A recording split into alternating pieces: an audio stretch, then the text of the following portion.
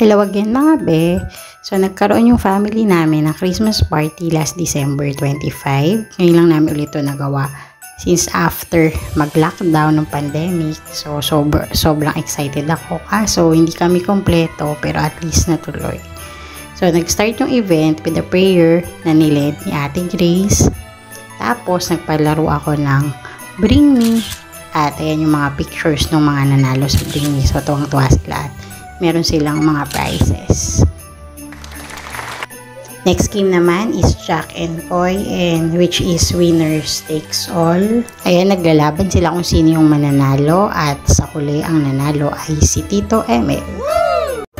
Next game naman is ayusin nila yung baso. Bale, ayusin ko yung tatlong baso tapos gagayahin nila yung pagkakaayos ng baso ko. So, ang prizes, merong snacks, merong gift, and merong pera. So, depende sa pagkakaayos nila, natatama sa ayos ng baso ko yung prize na makukuha nila. So, first na naglaro is yung mga bata, sumunod yung mga matatanda. So, merong mga nakakuha ng isang prize lang, meron dalawa, merong nakuha yung lahat, at meron din nawala. So, kung makikita nyo dyan sa video, ayan, enjoy naman sila sa pag-arrange ng mga baso, lalo na kapag may prize sila na nakuha.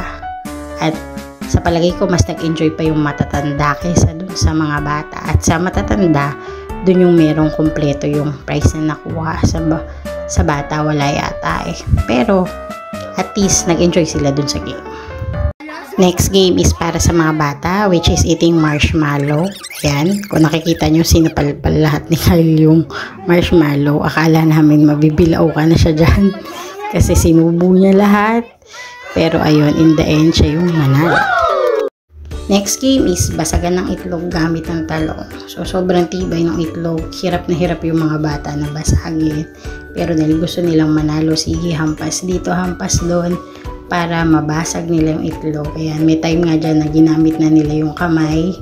Hinawakan na yung tali para lang mabasag yung itlog. So, super hirap. Ang tagal nila yung nilaro. Pero in the end, nanalo pa rin yung dalawang girls, si Ate Chelsea tsaka si Kyla.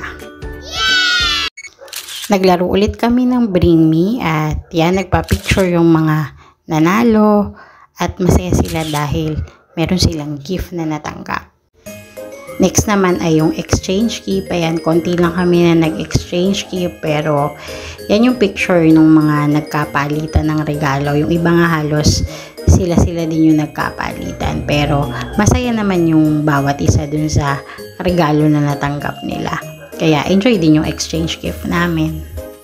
And then yung yearly gift giving ko, I think I started this when I was in college. So, since Christmas, so dapat may gifts kasi mas feel mo yung presence ng Christmas pag makaka-receive ka ng gifts. So, I see to it na kahit simpleng bagay lang may mareregalo ko sa mga kamag-anak ko. So, sana natuwa sila dun sa simpleng gifts na nabigay ko sa kanila.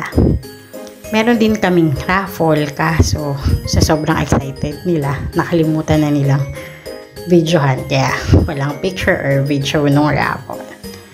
So, sana nag-enjoy silang lahat dun sa simple Christmas party namin. So, yun lang. Till our next video. Bye-bye! Don't forget to follow, like, and share. Kabkon ka!